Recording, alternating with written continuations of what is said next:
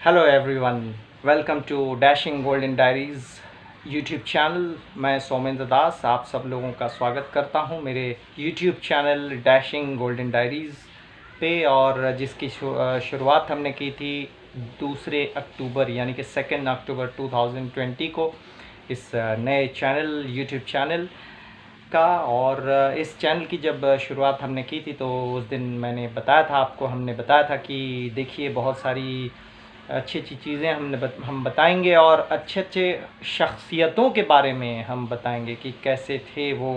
हमारा देश का जो इतिहास है, जो माजी में जो हुआ था, बंटवारे के बाद का, बंटवारे के पहले का, किसी भी विषय के ऊपर किसी भी वक्त होगा लेकिन चर्चा होगी। लेकिन जो भी हम गुफ्तगू करेंगे एक दूसरे के साथ एक सीरीज़ के फॉर्म में, और बीच बीच में एंटरटेनमेंट का यानी कि मनोरंजन का ख़ास ध्यान में रखूँगा, ज़रूर रखूँगा। और उस पर मैं कोई डिफरेंट टॉपिक पे भी जा सकता हूँ एंटरटेनमेंट को मद्देनज़र रखते हुए, और थोड़ी बहुत चेंज के साथ फिर हम आ जाएंगे जो सीरीज़ जिस शख्सियत के बारे में हम बात कर रहे हैं उसके ऊपर बात करते रहेंगे। जैसे कि मेरे दूसरे चैनल में मैंने महाभारत के बारे में शुरुआत की थी, लेकिन किसी कारणवश वो थोड़ा सा मैं उसके ऊपर काम नहीं कर पाया था क्योंकि और भी चीज़ें थी। मैं भी कहीं कहीं शूटिंग करता हूँ तो मैं भी मसरूफ़ हो जाता हूँ। लेकिन आज जो है मैं डेडिकेटेड होके इस लोकेशन पे, मैं इस पर्टिकुलर यूट्यूब चैनल पे गांधी जयंती के दिन से शुरुआत मैंने की है और मैंने शुरू किया है और उस अवसर पे हमने शुरू किया है।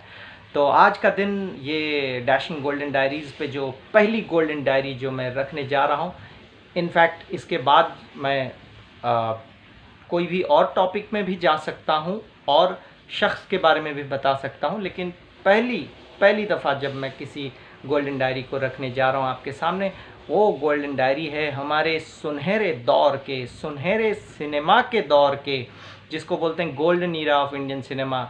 बहुत बड़े कलाकार, मशहूर अदाकार, मशहूर गायक, पार्श्व गायक और मशहूर डायरेक्टर, हिदायत देने वाले, राइटर, लिखने वाले, कवि, शायराना अंदाज, सब कुछ उनके अंदर था।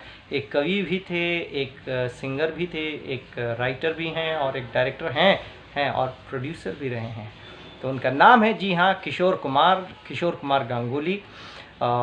उनके बारे में आज मैं चर्चा करने जा रहा हूं और इस चैनल की एक तरह से जो गोल्डन डायरी की शुरुआत आज करने जा रहा हूं किशोर कुमार के अध्याय के साथ। जी हाँ, उनका नाम है किशोर कुमार गांगुली और गांगुली साहब जो हैं आज के दिन में 13 अक्टूबर यानी कि आज के दिन वो स्वर्गवास उनका हो गया था, निधन हो गया था उनका। इस दुनिया को छोड़ करके अलविदा कह करके चले गए थे और कहे थे कि मैं तो चला जाऊंगा लेकिन मेरे जो गाने हैं वो आप लोग सुनते रहिएगा। आज मुझे याद आ रहा है, आए तुम याद मुझे, आए तुम याद मुझे, बड़ी सुनी सुनी सी है ज़िंदगी, कभी इस तरह से इस करवट हम जाते हैं तो उस करवट जाते हैं, लेकिन जो सुनी सी ज़िंदगी है, जो मीठी मीठी यादें हैं और जो खट्टी खट्टी यादें हैं, उसे नहीं भूल सकते हैं, उन भावनाओं को नहीं भूल सकते हैं जो उन्होंने हमें दी थी और दे रहे हैं।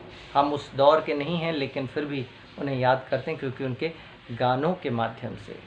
जी हाँ, तो मैं कहूँगा कि चलते चलते मेरे ये गीत याद रखना, किशोर कुमार साहब का जो गाया हुआ गाना है, किसका रास्ता देखें ऐ दिले हर जाई, और मीलों हैं खामोशी, ऐसा कुछ वगैरह वगैरह। तो उनके बारे में जब हम चर्चा करेंगे बड़े विस्तार के साथ तो फिर बड़े रूप में, वो तो अनगिनत बातें हैं। मैं तो इतनी बातें बताऊंगा कि आपको एंटरटेनमेंट मिलेगा। किशोर कुमार खुद एक एंटरटेनमेंट के पैकेज हैं।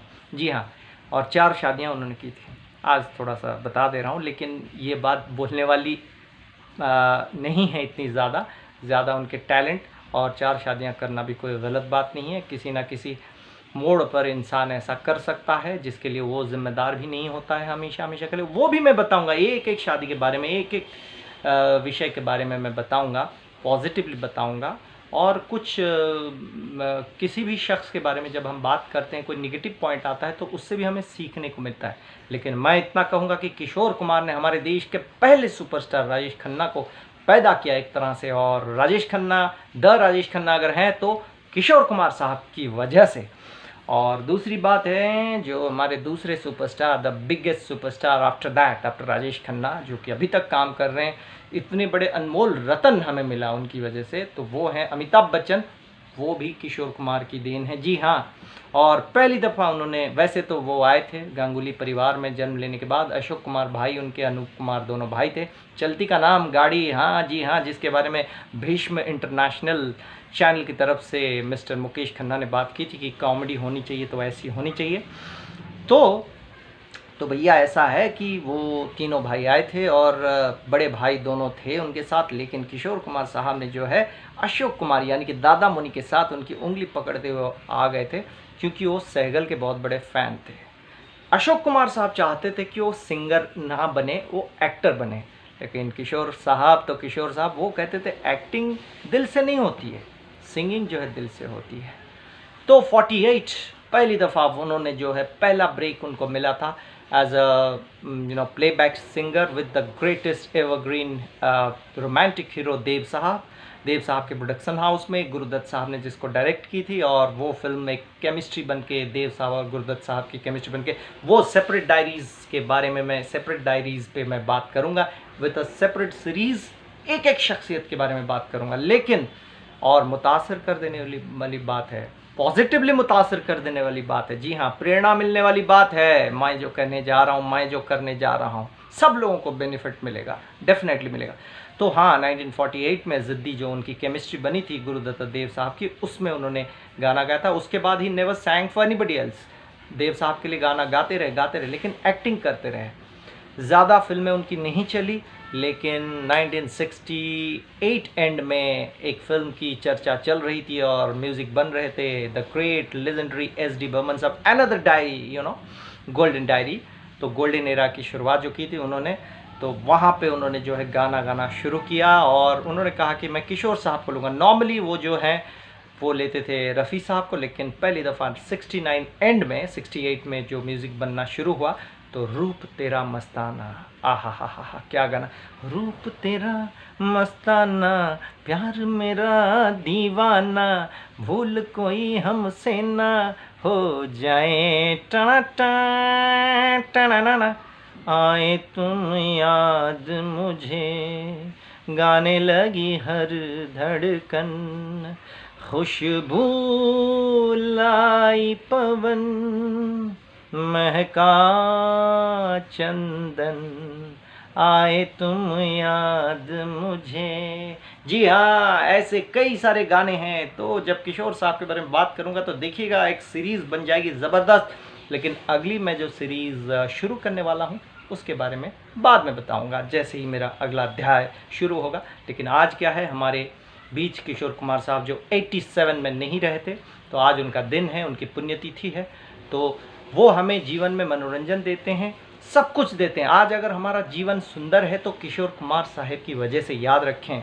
और उनके सुपुत्र जो अमित कुमार साहब हैं, उनको भी खूब सारी शुभकामनाएं हैं। उनको ईश्वर लंबी ज़िंदगी दे और सेहतमंद ज़िंदगी दे, उनके पूरे परिवार को। रीमा जी, जो रीमा दीदी हैं, वो मेरी दीदी हैं।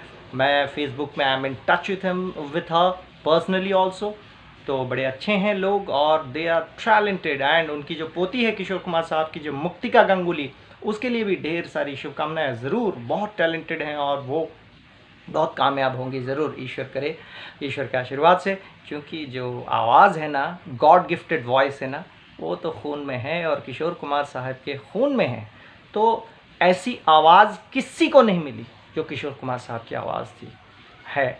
और वो थे भी, वो हैं भी और रहेंगे भी। तो क्या क्या नहीं दिया, कई सारे लोगों को उन्होंने दिया। और उनका जो संगीत है वो केवल और केवल एक संगीत नहीं है, वो जीवन की एक सच्चाई है। ज़िंदगी के सफ़र में गुज़र जाते हैं जो मकाम, वो लौट कर फिर नहीं आते हैं। ज़िंदगी का सफ़र कौन समझा है, कैसा है, कोई नहीं समझा, कोई नहीं जाना, ये गाना है।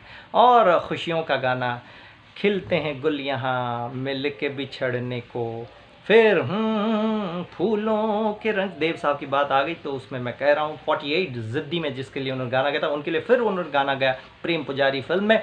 फूलों के रंग से, दिल की कलम से, तुझको लिखी मैंने पाया, कैसे बताऊं किस किस तरह से, पल पल मुझे ला ला ला ला ला ला ला ला ला ला ला ला ला, दुनिया ने मुझको सुनाना।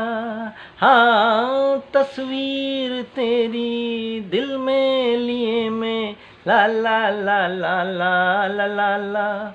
हाँ बादल बिजली चंदन पानी, कैसा अपना प्यार, लेना होगा जन्म हमें कई कई बार। हाँ इतना मगर इतना मधुर तेरा, किशोर कुमार, तेरा मेरा हमारा तेरा प्यार, लेना होगा।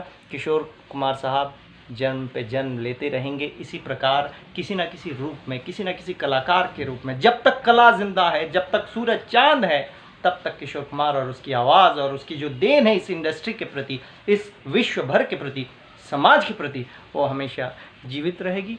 और बहुत बहुत प्रार्थनाएं उनकी आत्मा के लिए, ईश्वर उनकी आत्मा को सुख और शांति दें, और वे हमें वहाँ पे ढेर सारा आशीर्वाद दें, ढेर सारा आशीर्वाद दें।